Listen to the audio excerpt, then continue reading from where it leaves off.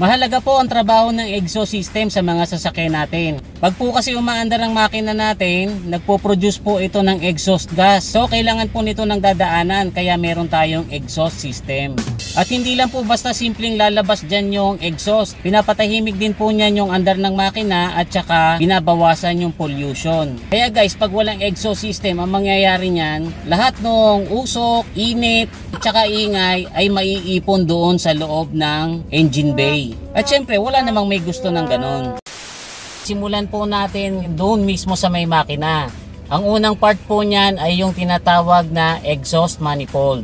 Itong exhaust manifold po ay direktang nakatornilyo doon sa makina. Dito rin po sa exhaust manifold nakakabit ang O2 sensor. Ang trabaho naman po nitong O2 sensor ay sabihin doon sa computer or doon sa ECU kung tama ba yung air and fuel mixture ng makina natin para ma-maximize ang engine performance at ang fuel efficiency. Tapos pagdaan ng gases dyan sa may exhaust manifold, ang susunod po niyang dadaanan ay yung catalytic converter or cat converter. Napakahalaga po ng papel ng cat converter sa mga sasakyan natin. Kasi pagpasok po dyan ng exhaust gases na galing sa makina, 90% po ng harmful emissions ay nako-convert para maging less harmful.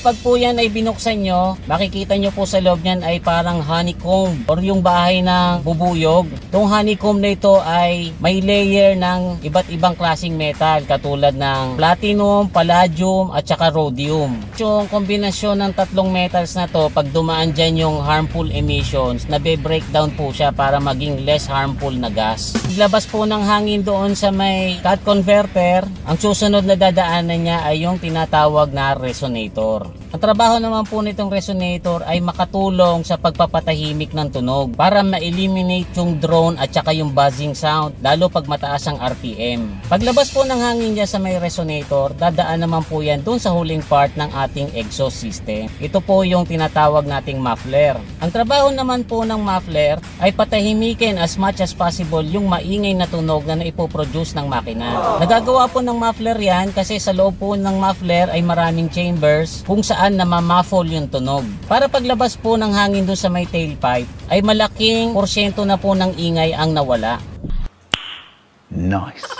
So ngayon alam na natin yung kung ano yung mga parts ng exhaust system. Pag-usapan naman po natin yung upgrades at modifications na pwedeng gawin na risk-free at safe para sa makina natin at sa kalikasan. So kanina guys, kung sinimulan natin yung kwentuhan natin dun sa may makina, ngayon sisimulan naman natin dun sa pinakadulo ng exhaust system, dun po sa may tailpipe. Yan po ang pinakamadaling upgrade na ginagawa ng karamihan, ang pag-i-install ng mas magandang tailpipe. Kasi guys, yung stock na muffler, ang tailpipe po niyan kadalasan ay tubo lang. Marami pong nabibiling pang upgrade dyan. Merong yung ditornilyo para madaling ikabit. Tapos meron naman po yung hinihinang or yung nakafix na. Pura lang at saka madaling gawin. Pero guys, ang upgrade po na ito ay walang epekto sa performance. Epekto lang po nito ay magiging mas maganda at appealing ang dulo ng ating tailpipe. Ang next naman na pwede nating upgrade after ng sa tailpipe ay yung muffler naman or yung tinatawag na axle back. Yan po yung upgrade na ginagawa mula doon sa may tapat ng axle hanggang doon sa may tailpipe. So ang pinakamadali pong modification nito at saka pinakamura ay yung i-delete na siya or tatanggalin na yung buong muffler. Kasi guys, sa totoo lang, very restrictive ang mga stock na muffler. Kaya lang guys, kapag yan ay dinelete nyo na, malaki na po ang ilalakas ng tunog niyan.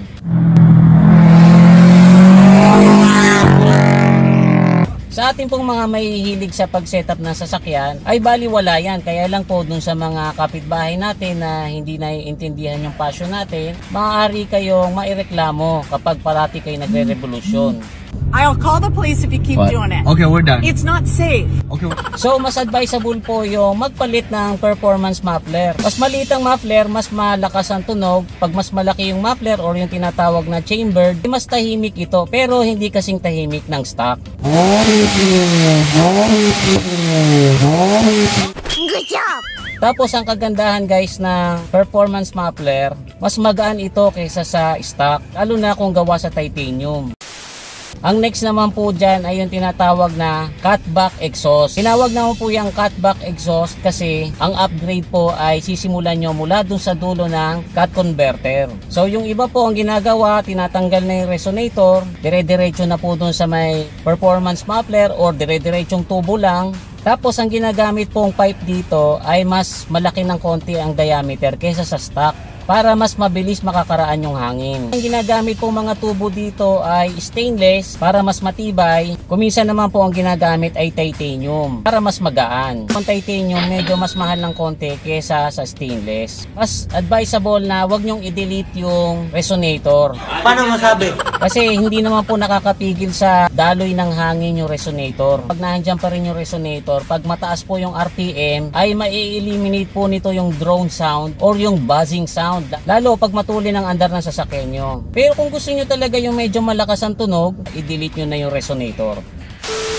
Ang next na upgrade naman po ay sa cut converter na. Merong mga dinidelete na po yung cut converter, pero hindi ko po yun na-advise. Alam mo kasi guys, 90% ng harmful emissions ay nasasala ng cut converter. Kung mahal po natin ang kalikasan, mas advisable na palitan na lang po natin yan ng fast flow na cut converter. Medyo mahal lang po ito ng konti, pero nagagawa pa rin po nitong mag-eliminate ng mga harmful emissions. Isa pa guys, pag tinanggal nyo yung cut converter, nandyan yung posibilidad na baka mamaya hindi kayo makapasa sa emissions test. Lalo kung legit yung emission testing center na pupuntahan nyo, madidetect po yan nung gadget na ginagamit nila na malakas mag-pollute yung sasakyan nyo. Dito naman po tayo sa pinakalas. Ito po yung pag-convert from stock exhaust manifold papalitan ng headers. Ang kagandahan po kasi ng naka-headers, makapaglagay po kayo ng mas malalaking tubing. Ang stock po kasi medyo maliit ang butas niyan kasi yari po yan sa cast iron. Yan po ay makapal at mabigat. Sa headers naman guys, mas malalaki na yung butas ng tube, mas makinis pa ang loob nito kaya mas mabilis ang flow ng hangin, tapos mas magaan. Pag na-upgrade nyo po yan hanggang doon sa may headers, full exhaust upgrade na po ang tawag dyan. Pag nag-upgrade kayo ng full exhaust at gagamitin nyo pa rin pang everyday use yung sasakyan nyo, kailangan ikabit nyo pa rin yung O2 sensor. Ipapatono nyo na po yan or ipapa-remap nyo yung ECU kasi malamang na pagka ganyang upgrade ang ginawa nyo, ay lalabas ang check engine dahil hindi na mare-recognize ng ECU yung bagong setup. Ito naman po sa Pilipinas, meron tayong tinatawag na scab pipe or yung scavenger's pipe. Pag ganyan ang setup na ginawa nyo, bukod sa medyo malakas ang tunog niyan, yan po ay masyadong maalikabok kapag nagdadrive kayo. Hindi mo maiwasan yung medyo maingay sa loob ng sasakyan, medyo maalikabok yung bawat dadaanan mo, at syempre yung masasakit na tingin ng kapitbahay mo. Okay. Alam nyo guys, ang pagse-setup ng exhaust ay napakaraming technicality sa totoo lang. Ang ipinaliwanag ko po ngayon ay very basic lang. Nandiyan po kasi ang exhaust scavenging, ang back pressure, na ang lahat po ng ito ay kinukonsidera para mas maging effective. Kung kayo ay merong mga knowledge na pwedeng i-share, pwede nyo po yung ilagay sa ating comment section at dyan po natin pagkwentuhan. So guys, I hope nakatulong tong short video natin about exhaust. Huwag niyo pong kakalimutan mag-like para patuloy na lumago ang channel natin. Muli, ito si Kuya Mikmik na nagsasabing palagi kang lamang pag marami kang alam. Bye-bye!